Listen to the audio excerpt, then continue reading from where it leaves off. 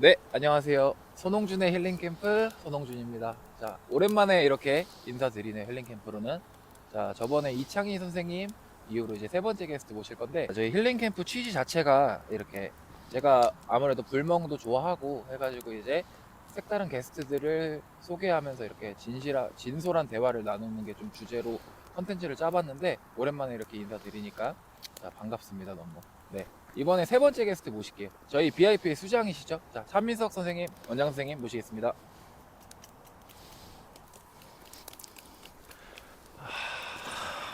자, 우선은 힐링 캠프 전에 보셨어요? 재밌게 봤죠, 뭐. 아, 네. 제가 사실 이거 힐링 캠프를 이게 만들겠다고 하고 이걸 하겠다라고 했을 때 어떻게 생각하셨어요? 이 취지 자체가?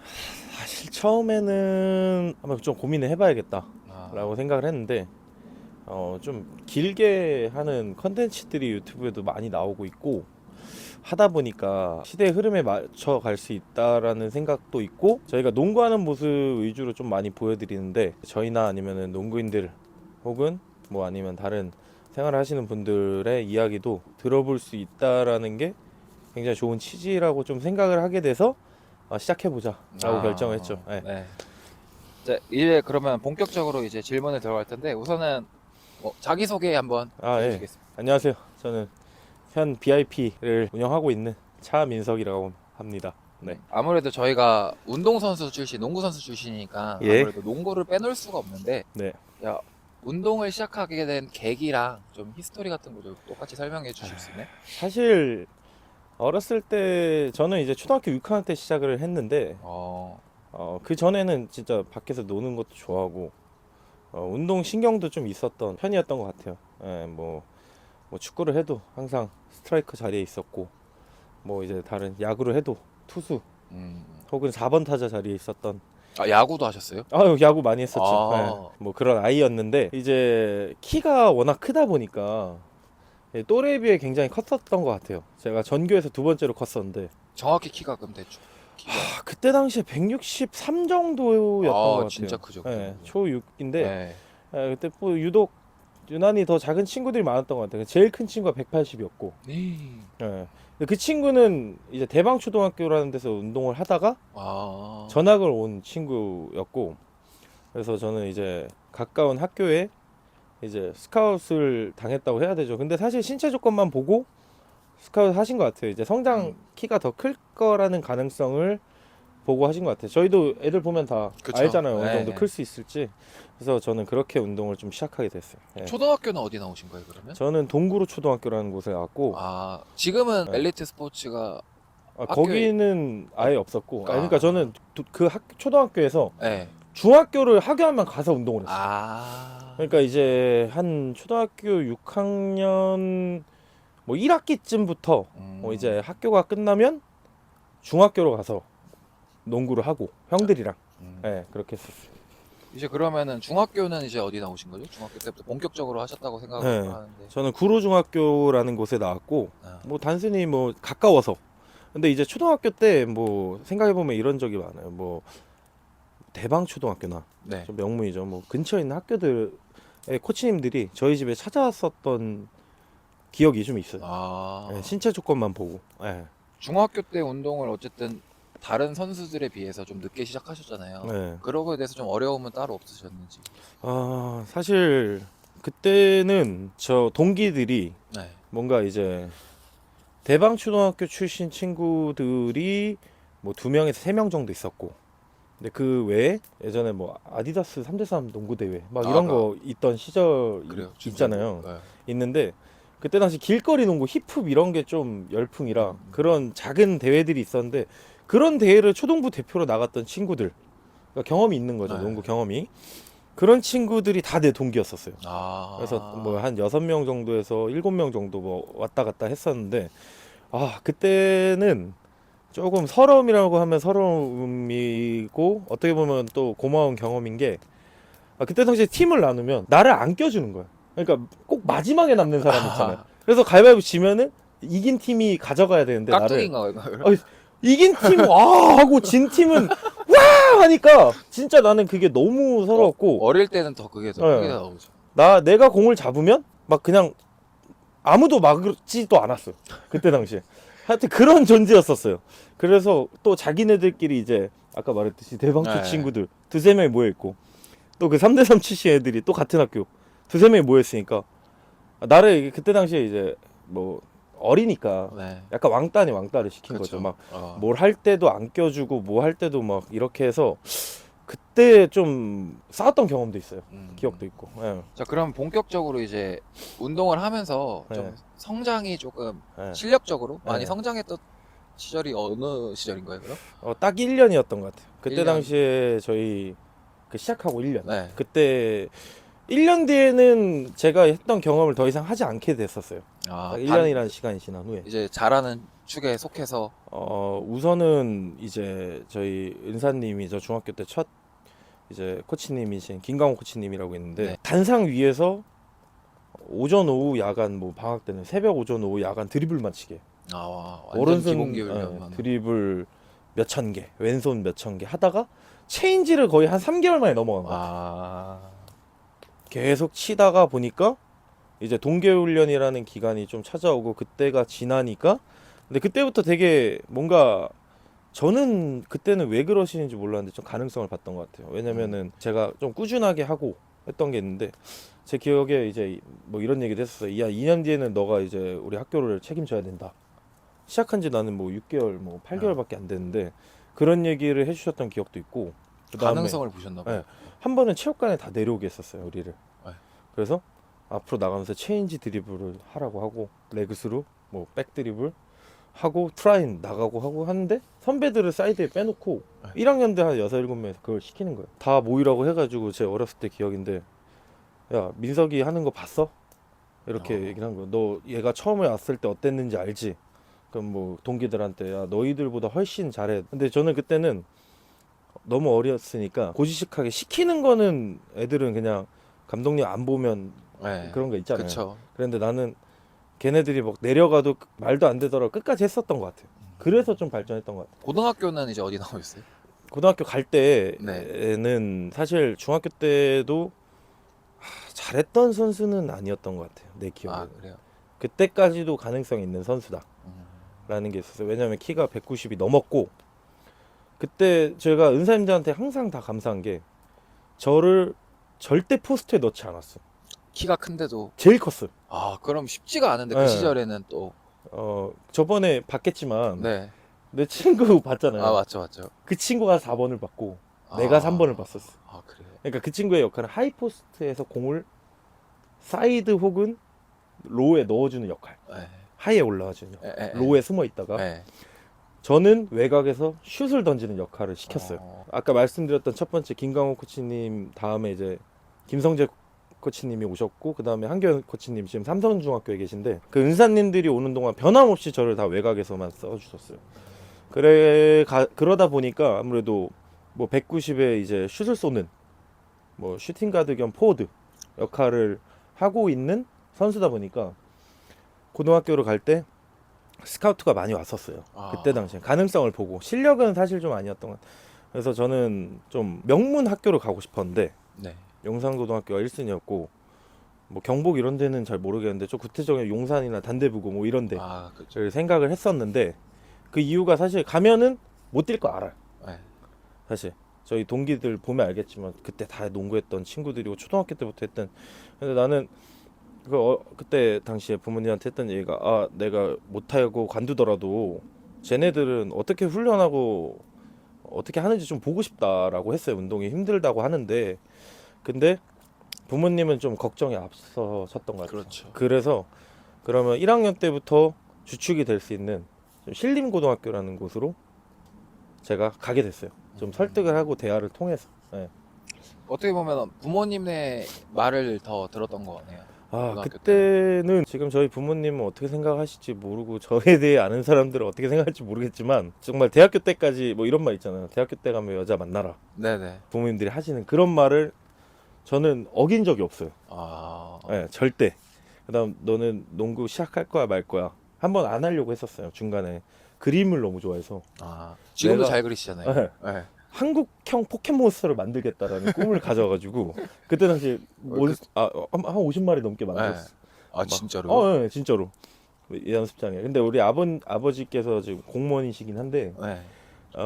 그림을 엄청 잘 그리세요. 아. 근데 저는 초등학교 때 이제 그 포스터 같은 거 있잖아요. 포스터 네네. 막 안전 포스터 이런 거 네네네. 상은 내가 다 휩쓸었어요. 아 표어나 뭐. 네, 그런 거 만든 거예요. 아. 위에다가 뭐 꺼진 불도 밑에 맞아요. 다시 보자 아, 이거 뭔지 있잖아. 알아요. 그건 전 다 휩쓸었기 때문에 난 그림을 하고 싶고 항상 만화 그리기부 이런 것도 갔었는데 하여튼 뭐 대화가 좀 어긋났는데 우선은 저는 부모님의 말은 들었기 때문에 부모님을 좀 어떻게 보면 믿고 그 다음에 지금 얼마 전에도 뵀지만 이제 식스맨에 나왔던 이근주 선수를 지금 지도하고 계시는 임성희 감독님이 그때 당시 신림고등학교 감독님이셨는데 저를 만나서 뭐 이런저런 얘기하고 부모님이랑 얘기해서 거기를 가게 됐죠. 근데 어떻게 보면은 자기가 원하는 학교가 아닌 부모님이 네. 원하는 학교로 갔는데 네. 그 고등학교 시절은 그래도 어떻게 생활을 했는지 만족이 좀 있었어요? 고등학교 때는 진짜 어떻게 보면 중학교 때 처음 대회를 나갔을 때보다 더 생각 없이 겁 없이 했었던 것 같아요. 고등학교 때는 사실 1학년 때부터 풀타임을 무조건적으로 뛰었고 1학년 때부터. 예, 선배들이 열심히 하고 뭐 좋은 선배들이었지만 아무래도 저희 학년들이 그래도 농구를 좀 잘 했던 친구들이 많이 있었어요. 그쵸. 그래서 근데 뭐 확실한 거는 그 선배들을 절대 무시하거나 뭐 이런 행동은 하지 않았어요. 가면 이기고 잘하고 이거만 생각하면서 좀 농구를 했었던 것 같아요. 예. 신림고 시절에는 네. 뭐 입상이나 뭐 우승 경력이 있으세요? 3학년 때 한번 4강을 했었는데 네. 전국대회 4강인데 사실 4강에 들 수 있는 멤버는 아니었어요. 사실 그렇죠. 제가 얼마 전에 이제 제 은사님을 만나서 얘기를 나눴을 때도 사실 기적이다. 지금 경복고등학교 워낙 강하니까 지금 감독님 맡고 계시니까 경복고등학교가 전대 정관왕을 한 거랑 똑같다. 무패 정강 그 정도로 어렵고 그랬는데 그때 당시에 좀 에피소드가 있는 게 저희가 단체로 소풍을 갔어요. 소풍이요? 네, 도망을 갔다고 하죠. 아. 단체로 도망을 그쵸. 갔어요. 네. 네. 근데 제가 고등학교 1, 2학년 때까지는 감독님의 말도 너무 잘 듣고 했었는데 고등학교 3학년 때는 조금 저는 사실 좀 머리가 큰 것도 있지만 좀 스트레스가 많았어요. 대학교에 대한 스트레스랑 뭐 여러 가지 그냥 뭐 사실 농구에 대한 스트레스가 많았어서 감독님께 반항을 좀 많이 했었어요. 그러다 보니까 애들이랑 이해관계가 맞아서 도망을 친 거죠. 밖에서 일주일 정도 도망 다니다 잡혔어요. 부모님한테. 또 부모님 얼굴 보니까 이게 후회도 되고 또 내가 그 팀의 주장이었는데 이런 결정한 것도 너무 죄송하고 감독님한테도 또 막상 또 그렇게 큰 일을 뭐 작은 일에는 화를 많이 내시는데 그런 일에는 왔어? 뭐 약간 이렇게 넘어가셔요. 또 근데 그 다음 거의 내 기억으로는 일주일 안쪽이에요. 뒤에 대회를 나갔는데 그 대회에서 성적을 낸 거예요. 그래서 너희는 이제 대회전에 도망가라. 약간 이런 얘기를 했었어. 도망에 대해서 네. 만약에 과거로 돌아간다면 네. 변함없이 또 도망가실 예정인가요? 그때는 제 선택이 네. 뭐 항상 후회를 하지 않는 성격이기 때문에 뭐 도망갈 이유가 있지 않았을까? 근데 사실 저희 운동부 사이에서는 도망은 거의 한 번씩 다 가잖아요. 무조건 가죠. 그렇죠. 네. 거의 안 간 팀을 찾기가 힘들 정도로.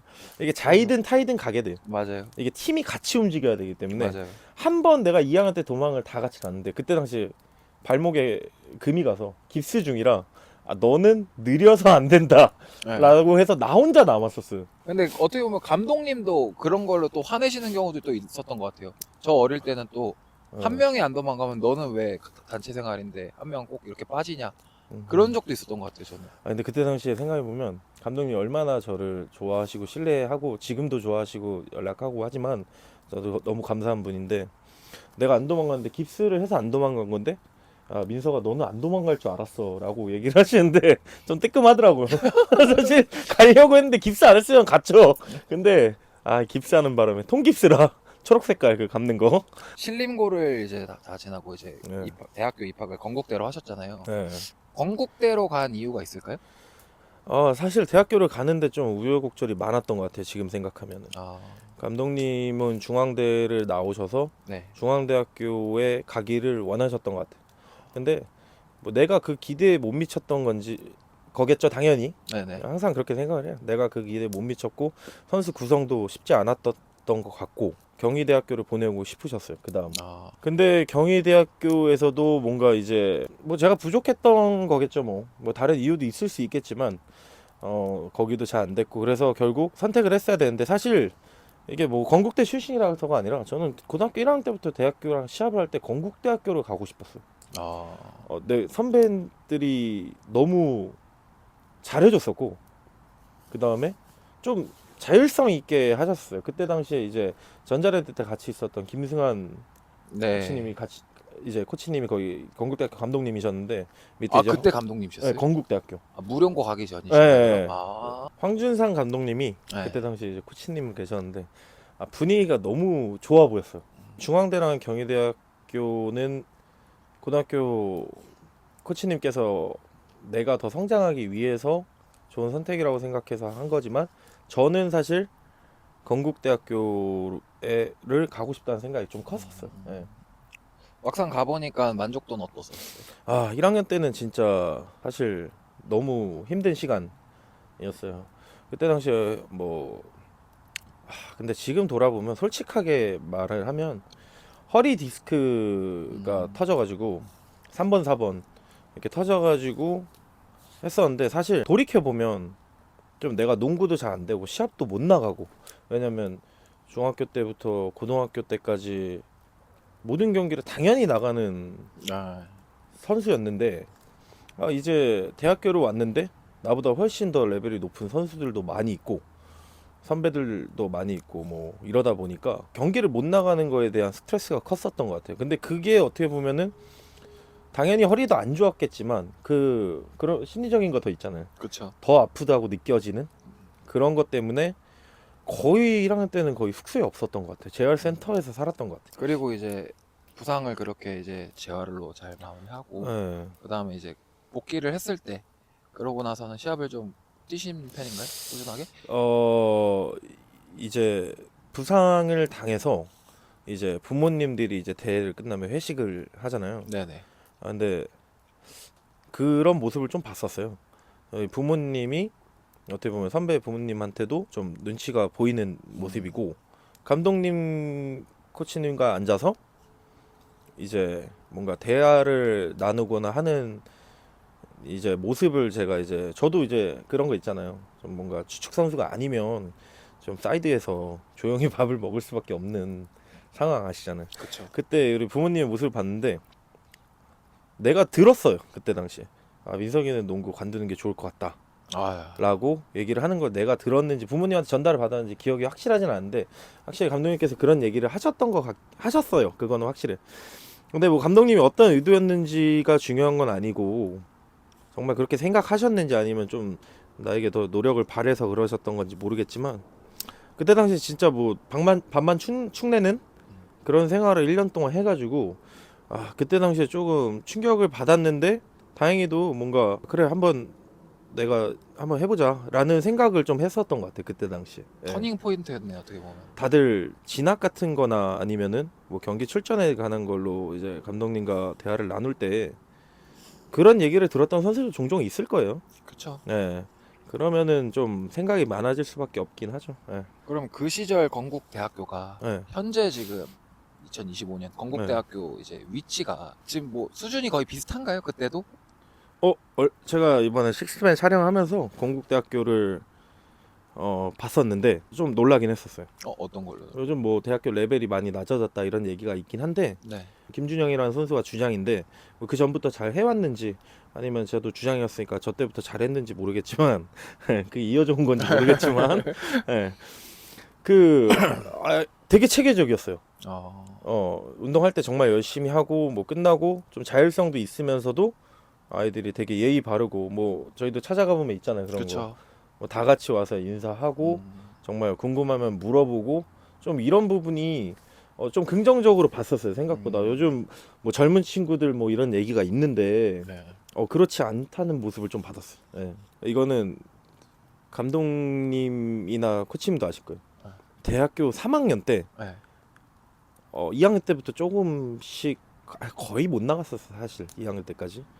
3학년 때 이러면 안 되겠다라는 생각이 드는 거예요. 진짜. 어떤 이대로 가다가는 뭐 프로고 뭐고 예. 안 되겠다. 진짜 내가 1년만 해보자 라는 생각이 든 거예요. 정말 맨날 그 문이 저기요 10시인가 10시 반에 잠가야 돼요. 이천 캠퍼스 때. 아, 그때 당시에 원드리블 슛만 죽어라 연습했었어요. 원드리블 슛 혹은 투드리블 슛만 계속 동계훈련 기간에도 코치님이 저한테 물어보세요. 운동 힘드냐? 괜찮은데요. 그래? 그럼 민서이 괜찮으면 됐어.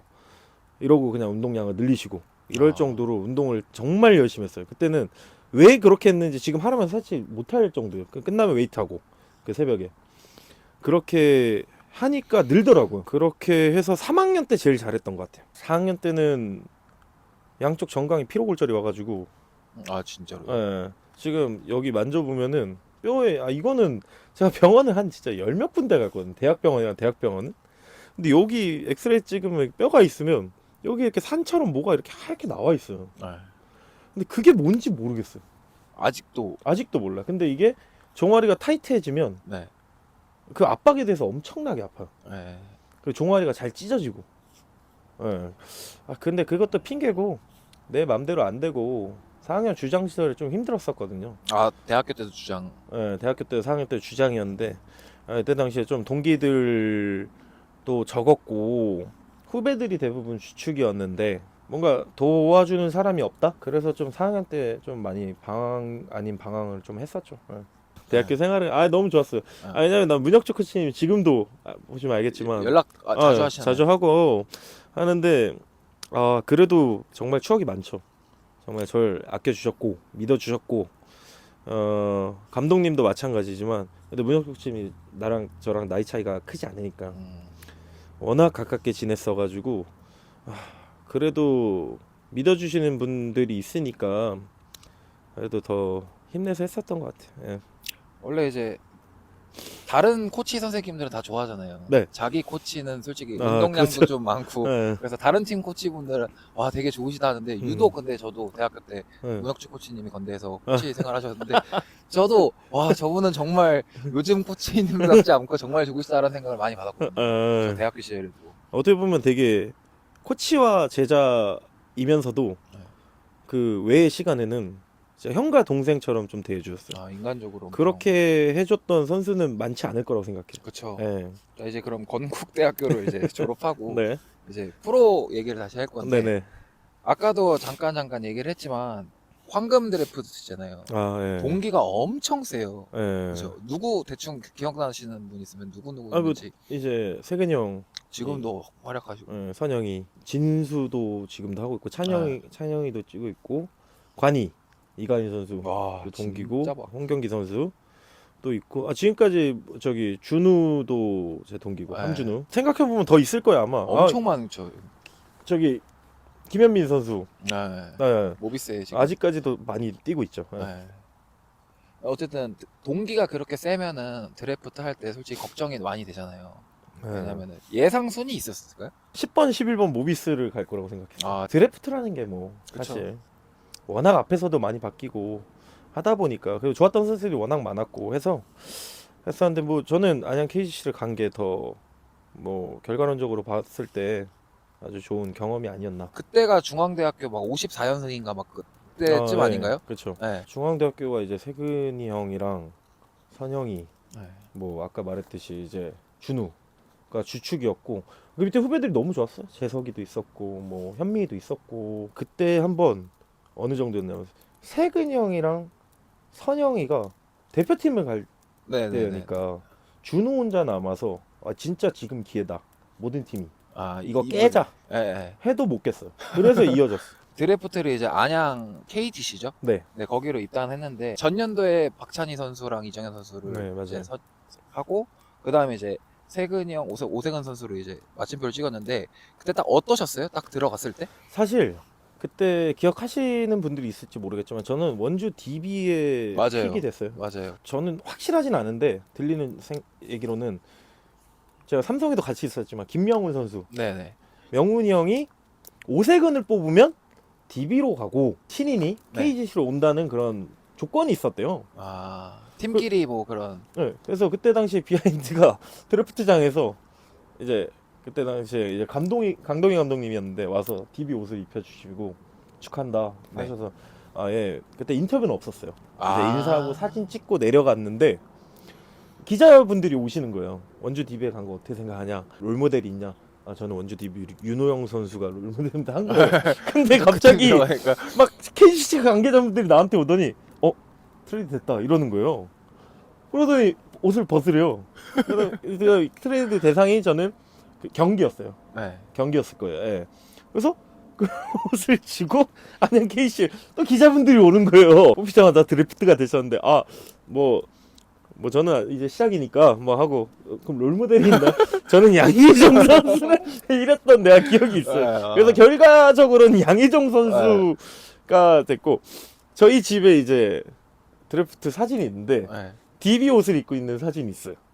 근데 드래프트장에서 모자를 쓰고 있는 사진에 KGC 사진은 없어요. 아. 이미 내려와서 그 자리에서 옷을 네. 바꿔 입어버렸어. 어쨌든 안양 때도 이제 정규리그 2위 하셨죠.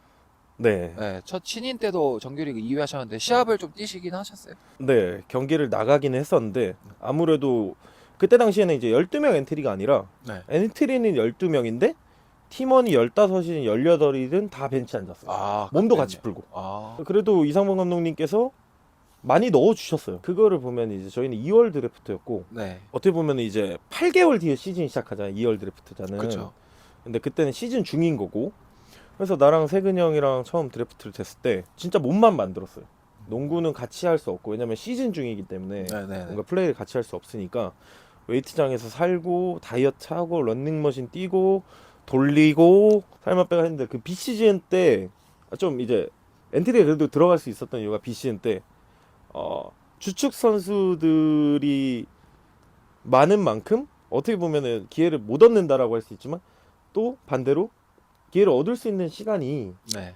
또 많아지기도 해요. 아무래도 좀 원사이드 게임이 나오는 경우도 좀 있으니까. 근데 이제 비신 때 그때 당시에 미국 연수를 보내줬었어요. 아. 저랑 세근이 형이랑 김태술 감독님이랑 일두형 김일두 형이랑 넷이 이렇게 가서 했는데 그때 당시에 몸을 진짜 잘 만들어서 비시를 하는데 연습 게임이 딱 잡혔는데 이제 그때 당시에 이제 선배님들 중에는 이제 김성철 아. 코치님 그 다음에 은희석 감독님. 근데 그때 이제 시작하시기 어려우신 네. 연세시잖아요. 그렇죠. 그때는 이제 서서히 이제 끌어올리고 계셨고 박찬희 코치님 대표팀, 세근이 형 대표팀, 정현이 형 유니버시아드 아. 아무도 없으니까 비시인데 뛸 수 있는 사람이 네. 없는 거예요. 맞죠. 근데 그때 당시에는 대학교에서 막 왔는데 막 농구를 할 때 그냥. 네. 근데 그때 당시 기억이 나는 게 저를 탑에 올려놓고 이상범 감독님이 야 1대1해 다 벌려. 아, 진짜. 예, 프로 신인인데. 어. 근데 그때는 몸이, 근데 비시즌에 너무 비시즌을 빨리 해서 네. 비교가 안 될 정도로 좋아서, 와, 나 농구 잘하네, 내가 이제. 왜냐면 상대팀 선수들 몸이 안 돼 있어. 그렇죠. 막 하니까 막 그냥 파울 아니면은 뭐 막 이러니까, 막 신나서 했어. 근데 선배님들 생각은 좀 달랐던 것 같아. 그때 기억이 나는데, 감독님 이렇게 하셔도 돼? 막 이런 얘기가 웅성웅성 들리기 시작하는 거예요. 아. 그러고 이제 주축 선수들이 들어오고 나서 하다가 이제 그 농구를 또 하려니까 야 나와 그쵸. 이게 돼버리는 거죠 이제. 네. 진짜 이제 팀을 만들어가는 과정이었는데 하여튼 그때 그래도 그 모습을 좀 기억하셨던 것 같아요. 그래서 어떻게 보면 좀 기회가 조금 더 나면은 좀 투입을 시켜줬었던 것 같아요. 그때 이제 안양 신인 시절에 이제 플레이오프로 올라가서 네. 사실상 이제 전문가들이나 다른 팬들도 그때 동부죠. 지금은 현 팀이고 네. 그때 막 기록을 갈아치울 정도로 맞아요. 잘했잖아요. 네. 근데 사실 안양이 우승할 거라고 점친 사람은 거의 없다고 생각을 하거든요. 저도 어릴 때 그 경기를 되게 감명 있게 봤어요. 네. 선수단끼리는 어떻게 좀 알고 있었을까요? 그런 거를? 그 시즌은 네. 정말 많이 기억하실 거예요 아마. 왜냐면 그쵸. 엄청 기억나죠. 우선 KT랑 4강 플레이오프 네. 때 그때 당시에 찰스 로드 선수가 네. 희종이 형을 밟으려고 해서 그때 당시 안양 KC 선수들이 다 같이 뛰어나갔어요. 근데 원래라면 모든 선수가 테크니컬 혹은 퇴장이라는 얘기가 있더라고. 근데 KT 선수들은 그거를 알았는지 아무도 안 나왔어. 아. 근데 저희는 진짜 반대 코트였는데 안양 막 뛰어가지고 근데 진짜 그 정도로 하나였어요. 저희는 팀 자체가 또 하나가 그때 당시에 최소 실점 경기가 있어요. 제 기억에는 41점인데 그것도 동부랑 할 때 한 5라운드 정도였을 거예요 아마. 그때 당시에 동부에 가서 게임을 하는데 41점을 넣은 거예요. 4쿼터 동안. 수비가 너무 좋아서. 아 근데 동부도 50 몇 점을 넣었어요. 아 진짜. 네, 41대 막 80 몇이 아니라. 아 그래서 거의 정규 리그 때는 거의 뭔가 이제 가면 할 수 있을까? 라는 생각이 들었는데 그때 당시에 이제 이상원 감독님 그때 다른 이제 저희 유튜브를 찍으면서 얘기했지만 시즌 내내 한 번도 쓰지 않는 수비를 계속 연습을 시켰어요. 그거를 DB랑 할 때 썼어요. 딱 DB랑 할 때 처음 쓴 거예요. 그거를 생각하고 연습을 하신 거예요. 오, 그래서 그때 너무 잘. 딱 보여줬던 거예요. 자신감이 항상 있었고 또 한 번 에피소드는 졌어요. 진짜 말도 안 되게 이길 수 있는 팀한테 시즌 중에 다 주방으로 모여라. 쫙 있잖아 테이블이. 네. 앉아있는데 이상원 감독님이 야 나가서 뭐 놀다 와 이러면서 봉투에 돈을 넣어서 다 주신 거예요. 나갈 그게 아니에요. 지금 딱 시즌 일정상 외박을 그냥 주신 거예요. 스트레스 풀고 오라고. 뭐 그렇게 해서 또 더 잘하고 근데 젊은 선수들이다 보니까 더 그랬던 것 같아요. 근데 그 와중에 김성철 코치님이랑 은희석 감독님이 진짜 중심을 잘 잡아주셨어요. 지금 생각해 보면 정말 싫었거든요. 네. 아 그 두 분이요? 무서웠죠 사실. 너무 대선배기도 하고. 김성철 저희 코치님은 저랑 12살 차이 띠동갑이었고 은희석 감독님이 11살 차이였는데 은희석 감독님 진짜 무서워서 나는 여기 계시면 이렇게 돌아갔어요. 그 정도로. 안 맞으시고 싶어서. 연습 게임이 끝나면은 저를 방으로 불러서 방에 네. 이만한 칠판이 있어요. 코트가 그려진. 진짜로요? 그러면서 진짜 펜을 던지면서 여기서 어떻게 하면서 그거를 하는데 저는 벌벌벌벌 떨면서 듣고 뭐 시합 때도 이제 감독님이 계시니까 소리는 못 치지만 맨바친이 되면 뭐 이런 식으로 있는 거예요. 김성철 코치님은 혼자 방을 쓰셨었어요. 이제 스타일이 은희석 감독님은 후배를 꼭 같이 쓰는 연차가 있지만 김성철 코치님은 혼자 계셨는데 제가 항상 그 방에 가서 얘기를 엄청 많이 해주셨어요. 제가 기억에 남는 건 스티브 잡스 네. 하버드 연설을 네. 1시간 20분 뭐 이 정도 될 거예요 아마. 그거를 저는 침대에 이렇게 끄트머리인지 의자에 이렇게 앉아서 끝까지 봐야 돼요 같이. 뭐 약간 그런 식으로 좀 해주셨어요. 안양에 좀 농구도 잘하지만 인삼신기라고 네. 엄청 유명했잖아요. 다 얼굴도 잘생기고. 그런 관련해서 에피소드 같은 거 하나 있을까요? 우선은 경기 들어가기 전에 웨이트장에는 네. 헬스장처럼 네. 전신 거울이 쫙 있잖아요. 네. 항상 기억도 나요. 딱 그 벤치프레스 머신이 딱 이렇게 팔을 걸치기 좋은 위치예요 항상. 네. 그럼 딱 거기에 서서 다 이제 젤이랑 스프레이를 뿌려요 나가기 전에. 근데 그런 것도 좀 하길 원하셨어요. 매 경기가 프로필 촬영이었으니까 거의 진짜. 그렇게 우승하고 이제 어쨌든 휘황찬란한 신인 시대를 보내셨잖아요. 그리고 나서 이제 무릎 부상으로 네. 이제 크게 한번 시련이 왔는데 네. 어떠셨어요? 무릎 부상하면은 또 이제 은석 감독님이 빠질 수가 없어요. 왜냐면 은석 감독님이 당하게 했다가 아니라 2년차 시즌을 시작해서 방 배정이 시작되는데 이제 제 방장이 은석 감독님이 된 거예요. 근데 그게 어떠셨어요? 아시잖아요. 그게 매니저님이 네. 정해줄 수 없는 거예요. 그렇죠. 그러면은 은석 감독님이 나를 픽했다는 건데. 그렇죠. 그 전까지는 진짜 너는 선수 아니야 이런 얘기를 하셨던 분이기 때문에 너무 많이 혼나고 제 행동까지도 막 정말 싫어했던 제가 느끼기엔 네. 그랬던 선배님들 저를 한다 그래서 은퇴까지 고민을 했었어요. 정말로 그 그 정도로 좀 그때 당시엔 무서웠었어요. 세근이 형은 진짜 내가 복도에서 내가 한번 물었을 거예요 진짜. 진짜. 그 정도로 무서웠어요? 예. 저는 선배님이 이렇게 무서울 줄 몰랐어요 프로에서 사실. 그래서 딱 갔는데 첫 장면이 제가 들어왔는데 뒤돌아보지도 않으셨어요. 뒷모습만 있고 짐을 챙겨서 이렇게 놓고 막 했는데 또 조금 저희는 빨리 들어오니까 신인들은 그때 당시에 뭐 2달이 쉬는 게 없어. 그때 당시에 파격적인 게 이상하네요. 2달 놀러 나와 하셨어요.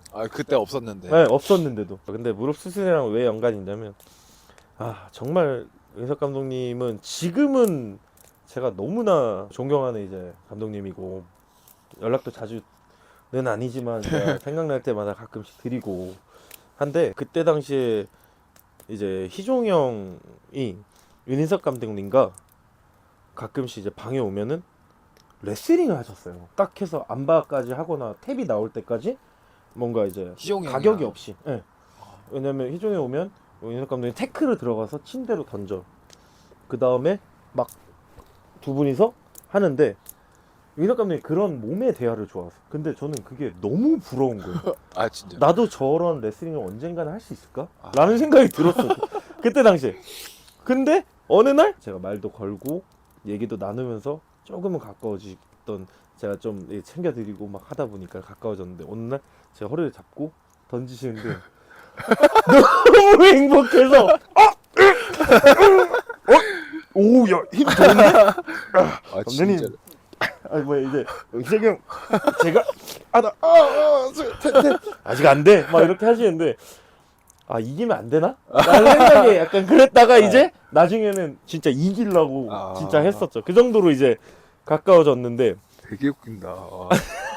윤석 감독님 얘기를 왜 했냐면, 윤석 감독님 무릎이 안 좋아서 계속 힘들어 하셨었어요. 아. 근데 제가 무릎이 너무 아픈 거예요 정말. 그래서 연골판이 찢어졌나? 근데 사실 연골판이 찢어진 거는 선수들한테 그냥 뭐라고 비유를 해야 되지? 그냥 좀 불편한 정도? 그렇죠. 내가 제일 비시즌 때부터 이제 막 뭔가 해야 될 시기인데, 막 시즌 때 들어가고 하는 시기부터 아프기 시작해서 막 1라운드, 2라운드 정도 지났을 거야 아마. 너무 아픈 거예요. 그래가지고 그러니까 이제 연골판이 아니라 연골이 찢어져 있는 거예요. 네. 아 그래서 이건 수술을 해야 될 것 같다라고 해서 시즌 중에 짐을 쌌어요. 수술해야 어차피 이 수술은 재활이 1년이기 때문에, 네. 그러면서 이 수술 받고 공익근무를 하고 와라 라고 생각했고, 사실상 팀에서 있을 수 없기 때문에, 수술하고 어차피 들어올 일이 없기 때문에 나갔어요. 근데 그때 당시에 이제 윤석 감독님이 저를 데리고 이제 안양에 유명한 해장국집이 있는데 네. 거기서 이제 내장탕을 사주시면서 괜찮다고 하면서 좋은 말씀을 해주셨는데, 뭐 사실 수술하면서 힘든 것도 많고 뭐 과정도 길었는데 저는 그게 되게 기억에 남았어요.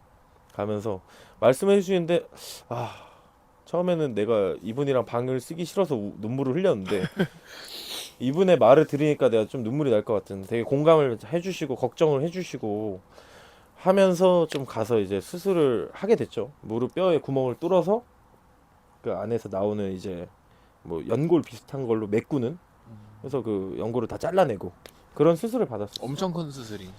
그걸로 이제 복귀한 선수가 많지 않았어요. 예. 이제 공익 생활은 또 어떠셨어요? 아 공익생 할 때는 네. 어떻게 보면 다시 어떻게 보면 바닥으로 갔기 때문에, 그쵸.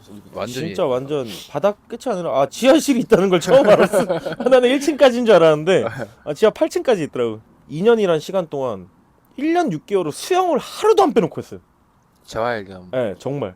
그러니까 그 레일, 그 25m 정도 되는 레일을 와 진짜 열몇 번을 왔다 갔다 해도 힘들지 않을 정도가 되더라고. 그렇게 하니까 안 쉬고. 안 쉬고 와. 그냥 찍고 턴. 왜냐면 처음에 한 바퀴도 못 갔거든요. 왜냐면은 무릎이 수술한 상태에서 그 수술이 이제 4주를 걸으면 안 돼요. 근데 저는 6주를 안 걷고 더 나으려고.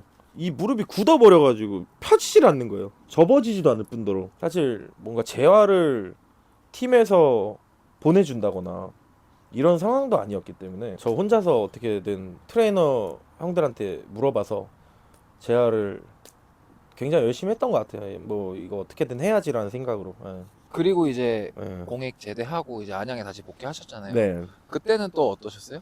그때 새로 당시에 이제 김승기 감독님이 오신 거예요. 기억하시는 분은 하실 수 있겠지만 초반 1라운드에 정말 많이 뛰켜줬어요.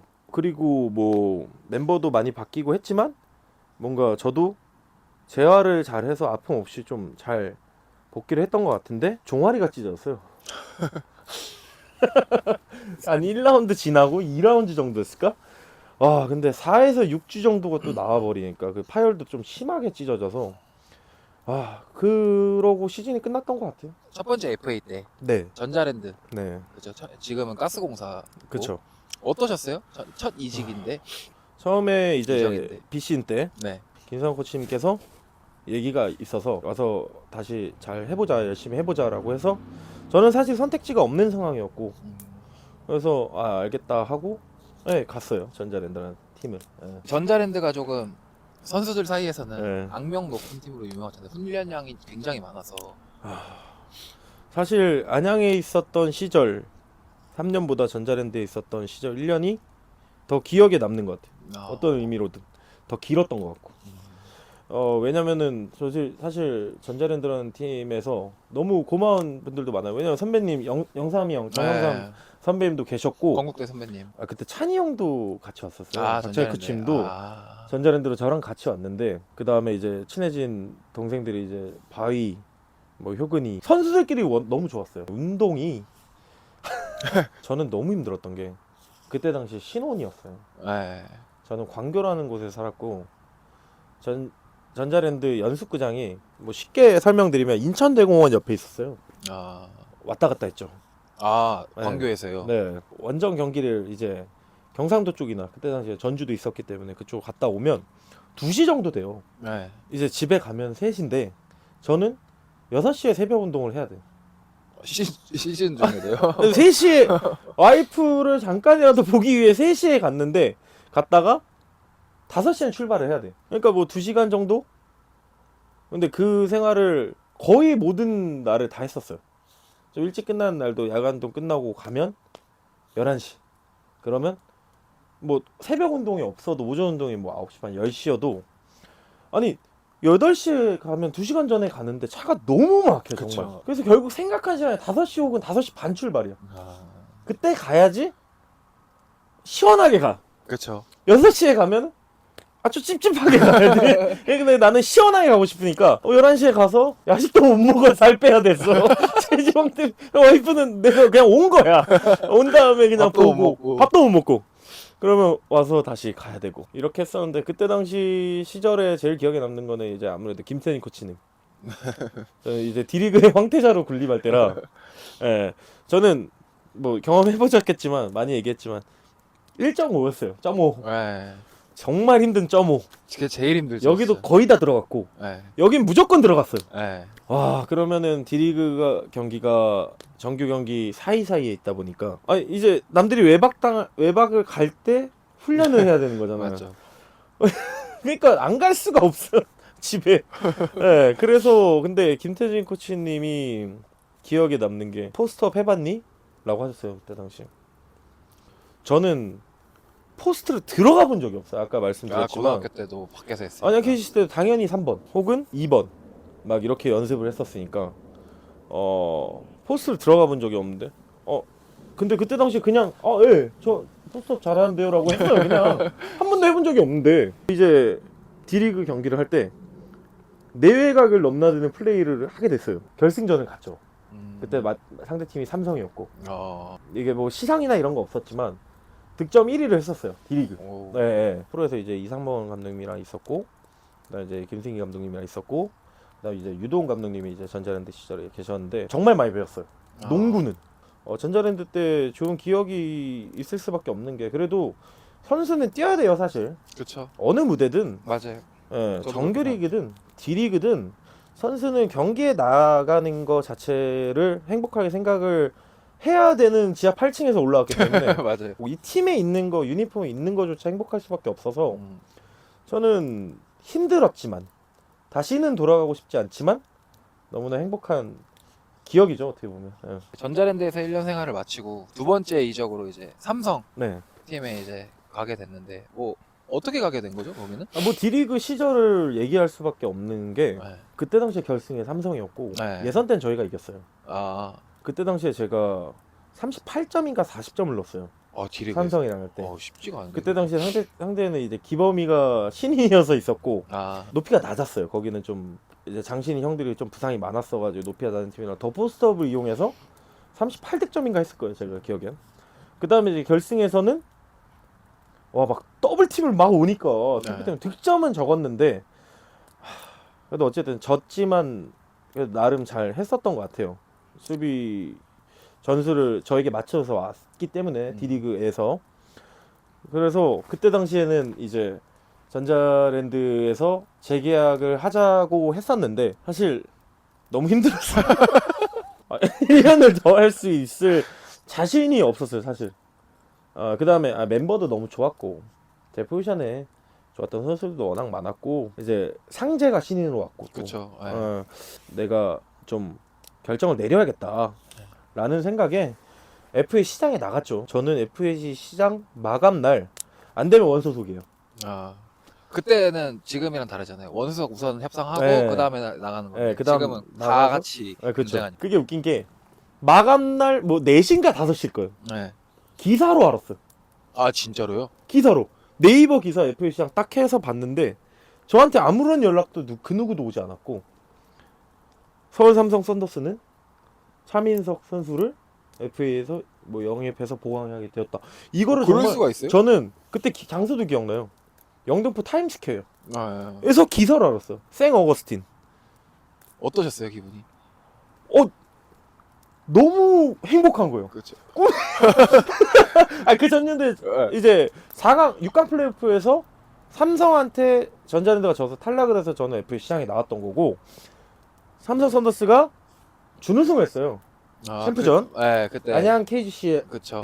져서 네, 삼성에서 나를 이렇게 한다는 걸 기사로 봤을 때는 와 저는 그때 진짜 타임스퀘어를 진짜 뛰어다니고 싶은 생각. 나도 진짜 행복할 것 샘 같아요. 어스틴의 지인들이 있었는데 네. 제가 샀어요. 아 진짜요? 네. 네. 와. 그리고 이제 삼성에서 이제 저희 VIP 멤버이죠. 네. 천기범 선수랑 같이 생활했잖아요. 네. 선수자 이제 후배 천기범은 삼성에서 어떻는지 좀. 사실 기범이는 워낙 고등학교 때 유명했다고 하는데 네. 저는 사실 잘 몰랐어요. 그렇죠. 아무래도 좀, 연배가 네, 연차가 좀 있으니까 차이가 있어서 그런지 잘 몰랐고 연세대학교에서 플레이하는 거는 봤었고 네. 근데 이제 아까 D리그 때 삼성이랑 붙었다고 했는데 네. 예선 때 천기범 선수에 대한 인식이 많이 안 좋잖아요 사실. 그렇죠. 안 좋게 생각하시는 선수가 많은데 네. 굉장히 코트 안에서 선후배가 없이 네. 진짜 자기 파이터 플레이를 기질도 하고 있고. 네. 뭐 몸싸움 마다하지 않고 뭐 절대 밀리지 않고 기싸움도 이러는데 그때 당시에 저희 전자랜드 선수랑 싸웠어요. D리그 경기 때 저도 가서 야 뭐 하는 거 그러니까 뭐 대꾸도 안 하고 갔나 뭐 이랬을 거예요 그냥. 경기장에서도 그럴 수 있어요. 근데 뭐 끝나고 그냥 뭐 막 엉덩이 치고 이러고 끝나니까 네. 죄송합니다 뭐 이러고 마니까 근데 쟤 좀 별론데 사실 그럴 수밖에 없잖아요. 그렇죠. 네 원래 팀이었 근데 가서 봤는데 아무렇지 않게 와서 막 말도 걸고 하더라고요. 하면서 그러다가 뭐 사실 어떻게 친해졌는지는 모르겠어요. 삼성에서 선수 생활은 그러면은 시합도 좀 뛰고 하셨어요? 삼성에서는 저는 사실 이상민 감독님한테 제일 감사해야죠. 제가 기억은 안 나는데 아마 첫 시즌에 48경기인가 뛰었을 거예요. 아 진짜로? 네. 엄청 많이 뛰네. 네, 삼성 때는 정말 많이 뛰었고 저는 사실 그때도 뭐 가끔가다 말씀드리지만 수비수였거든요. 근데 연차가 뒤에 쌓이고 나이가 들다 보니까 내가 살아남을 수 있는 방법은 여기서 내가 코트를 한 번이라도 더 밟을 수 있는 방법은 한 명 내가 진짜 쓰러뜨리고 나와야 된다라는 거밖에 방법이 없다라는 거를 신인 때부터 선배님들이 귀가 아프게 했던 얘기를 이제서야 깨달은 거죠. 그때서야. 그러면서 또 연차가 쌓이다 보니까 좀 내가 몰랐던 수비 희종이 형이 제가 그때 나이 때 했던 수비들이 왜 그렇게 했고 어떻게 하면은 좀 효율적인 수비를 할 수 있을지에 대한 연구도 많이 했었고 항상 용병들 플레이를 봤었어요. 용병을 꼭 막으러 나갔었어야 되니까 그때 당시 또 단신 용병도 있었고 혹은 뭐 국내 선수들도 막아야 됐었고 했는데 에이스들이라고 하죠. 용병 중에 좀 단신 용병 그런 스토퍼 역할을 저한테 줬었어요. 근데 제가 이규섭 코치님 뭐 한번 했던 얘기인데 그래도 되게 타이밍 잘 잡고 영리하게 한다. 수비를 할 때 네. 그런 얘기를 해주신 적이 있는데 그렇게 했기 때문에 감독님이 좀 기용을 해주셨지 않았나 싶어요. 네. 프로에서 이제 몇 년 정도 생활하신 거죠 그럼 총? 뭐 이제 안양 KGC에서 2년 있다가 이제 2년 공익 생활하고 이제 1년 전자랜드에서 1년 있었고 삼성에서 2년 생활을 했었죠. 네. 근데 삼성에서 첫 시즌에 그렇게 하고 FA가 된 거예요. 1년 계약이었거든요. 근데 저는 그래도 잘하지 않았나? 라는 생각이 있었어요. 저 나름대로는 만족한 시즌이고 부족한 거 있었지만 근데 시장에 나가서 평가를 한번 받아보라고 한 거예요 그때 당시. 그래서 여기 있고 싶은데 삼성이 라는 생각이 너무 컸죠. 네.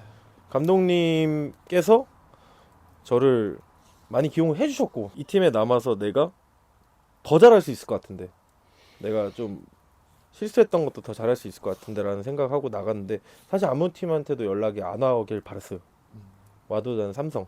그래서 돌아와서 뭐 안에서 은퇴를 하든 여기 있고 싶다라고 해서 했는데 아무도 연락이 안 왔고 삼성에 와서 다시 1년 재계약을 하게 됐었죠. 첫 번째 1년을 삼성에서 하고 재계약하고 그 다음 삼성 때는 또 어떠셨어요? 경기 수는 비슷하게 뛰었던 것 같아요. 아, 예. 그래서 이상현 감독님은 저를 많이 기용해 주셨어요. 그리고 사실 두 번째 시즌도 열심히 했는데 성적이 좋지 않았죠. 지금까지 이어지고 있고 시즌이 끝나고 네.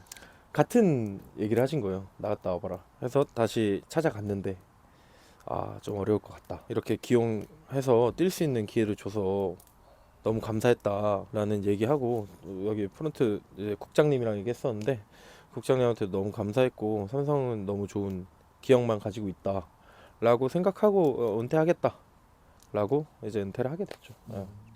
어떠셨어요? 그래도 길었다 하면 길고 짧았다 하면 짧은 프로 생활인데 아쉬움 같은 건 좀 없으신지? 아쉬움은 있겠지만 뭐 다 제가 결정한 거고 선택한 거고 하기 때문에 나름 뭐 후회 없이 했었던 것 같아요. 후회할 일을 생각하면 끝도 없고. 근데 모든 팀, 안양 KGC 때나 전자랜드 때나 삼성 때 다 항상 좀 좋은 기억만 가지고 좀 행복하게 지냈던 것 같아요. 지금 생각해 보면 좋은 경험이었고. 지금 그러면은 은퇴까지 세 팀을 거치셨잖아요. 네. 자, 만약에 네. 타임인데 만약에 한 팀에 다시 입단할 수 있는 기회가 생겨요. 네. 한 팀에. 네. 그럼 어떤 팀을 선택하실 것 같아요? 전 사실 삼성이죠. 삼성. 네. 이유가 제가 아까 은퇴했던 시기도 말씀드렸지만 저는 항상 이제 장인어른께 네. 이런 얘기를 항상 들었어요. 항상 좋은 모습만 가지고 너가 불합리하다 혹은 뭐 차별이 된다라고 생각을 해도 항상 어디서든 좋은 모습으로 마지막은 항상 그렇게 하는 게 좋다라고 좀 배웠었어요. 그래서 정말 원망 많이 했죠, 솔직히. 나 그래도 2시즌 동안 이렇게 열심히 하고 나 뭐 그때 당시에 진짜 손등 부러지고 코뼈 부러서 시즌 중에 수술하고 나가고 저희 할아버지가 돌아가셔도 시합을 끝나고 찾아뵙고 그랬었거든요. 뭐 그런 뭐 저 개인적인 거지만 그 정도로 이 팀이 잘했으면 좋겠고 좀 최선을 다했는데, 근데 그 뭐 프로라면 당연한 거지만 저는 개인적으로 그래도 어느 정도는 좀 알아줬으면 좋겠다라는 생각이 없지 않아 있긴 했죠, 사실. 근데 돌이켜 보면은 그 말이 맞는 것 같아요. 언제 어디서든 좀 좋은 모습으로 마무리를 했던 게 지금도 뭔가 삼성이라는 팀과 제가 가서 웃으면서 좀 만나뵐 수 있고 도움도 받고 많이 받거든요. 제가 은퇴를 하고 VIP를 할 때 네. 저희 아들이 이제 돌잔치였어요. 네. 근데 그때 당시 워낙 바빠서 수업을 2개 하고 돌잔치를 멀지 않은 곳에서 했어요. 그래서 한 타임을 맡기고 중간에 가서 돌잔치장에 가서 정장을 갈아입고 돌잔치를 했는데, 그때 당시에 삼성 선수들이 다 왔어요. 감동이네요, 진짜. 네, 제가 은퇴를 하고 시즌 중이었어요. 저희 아들이 12월생이니까 네. 시즌 한창일 시기인데 이상민 감독님이랑 이규석 코치님, 양은성 코치님까지 다 오셨어요. 저희 돌잔치에 광교에. 그때 그날 경기가 끝나고 아마 왔을 거예요. 쉽지가 않은 건데. 그래서 저는 너무 감사했었어요. 왜냐면 이상민 감독님은 아실 분들 아시겠지만 절대 그런 데 가지 않으시거든요. 그래서 이제 이규석 코치님이나 다른 분들도 감독님이 가자고 하실 줄 몰랐다. 왜냐면 감독님한테 말씀 못 드렸거든요. 사실 너무 불편하실까봐 코치님 정도한테 말씀을 드렸는데, 코치님들이 감독님한테 전달했는데 감독님이 가자 하고 가서 하셨고, 그 다음에 제가 은퇴하고도 가서 같이 식사도 하고 했었어요. 뭐 이제 선수들 먹을 때 같이 가서 밥 먹고 가 해서 뭐 그런 식으로 해서 많이 챙겨주셨죠. 감독님도 조금 미안한 마음이 있지 않았을까요? 뭐 팀 구성상 원래 재계약을 하고 싶었는데 팀 구성상 뭐 사정도 있을 거니까 그런 게 있지 않았을까? 그건 아닐 것 같아요. 제 그건 개인적인 아쉬움이지. 네. 어떻게 보면 저에 대한 아쉬움인 거죠. 팀에 대한 아쉬움일 수는 없어요. 저는 은퇴하면서 좀 인정을 안 하는 선수들도 많이 봤었어요. 사실 오래 있으면서. 근데 어느 팀이든 날 원하지 않는 10개라는 팀에서 나를 원하지 않는다는 건 나는 이 리그에 있을 만한 실력이 안 된다는 거거든 사실. 감독님도 고민은 하셨을 수는 있겠지만 그런 결정을 내린 게 어쨌든 구단과 이제 뭐 코칭 스텝이 결정을 해야 되는 거기 때문에 뭐 제가 부족해서 그랬던 거죠. 예. 가장 기억에 남는 경기가 있을까요? 출전한 경기 중에? 한 번에 KT랑 할 때 어느 소속이었어요? 저 삼성 때 아, 랜들이라는 선수 있었어요. 아, 좋죠. 예. 너무 잘하는 거야 진짜. 엄청 잘하셨어. 근데 저는 벤치에 있었어요. 네. 근데 제가 무슨 생각이었는지 저거 와 느려 보여요 그 선수가. 네. 근데 진짜 영리하게 하거든요. 감독님 진짜 걸어갔어요 벤치에서. 감독님 아, 서 계신데 가서 감독님 제가 가서 랜들이 맞겠습니다. 저 넣어주세요. 이랬어요. 감독님 그래? 이렇게 하시는 거예요. 그래서 코치님들 얘기하더니 뭐 자전거를 막 타고 있어. 민석이 해서 막아봐 했어요. 팀 파울이었는데 딱 떨어지는데 페이크 근데 페이크에서 파울 빡 잘라 테크니컬 파울이 나온 거야. 아니 내가 감독님이 추겠다가 바스켓 카운트 줄 거면 그 전에 잘라 이거였는데 아, 나는 세게 한다고 잘랐는데 테크니컬 파울을 준 거. 그리고 감독님 표정 보셨어요? 아이 쳐다봤어요? 하면서 막 모여봐 하면 가서 네. 동욱이 형이 모여봐 가서 예예 했는데 안 빼시더라고요. 아, 예. 근데 뭐 그렇게 말하는 선수가 사실 없죠. 없잖아요. 네. 근데 무슨 자신감이었는지 해가지고 졌어요 결국. 예, 뭐 그 경기 있고 뭐 또 삼성 시절에 창원 LG랑 할 때 네. 한 3쿼터까지 제가 뭐 10몇 점을 넣었어요. 3점슛 넣고 했는데 몸도 막 그날따라 좋고 창원 원정이었는데 수비를 할 땐가 했는데 백스텝을 밟다가 누구 바로 밟고 발목이 빡 꺾인 거예요. 네. 나갔는데 더 이상 못 뛰었어요. 아니 근데 그날 끝나고 두 명이 도핑 테스트를 했는데 내가 그래가지고 한 1시간 기다렸다가 저기 소변을 보고 도핑 테스트를 했던 기억이 있어요. 네. 삼성에 오기 전부터 저는 농구 교실을 해야겠다고 생각을 했어요. 그래서 자, 이제 빼놓을 수 없는 이제 가족, 가장 소중하시잖아요, 가족.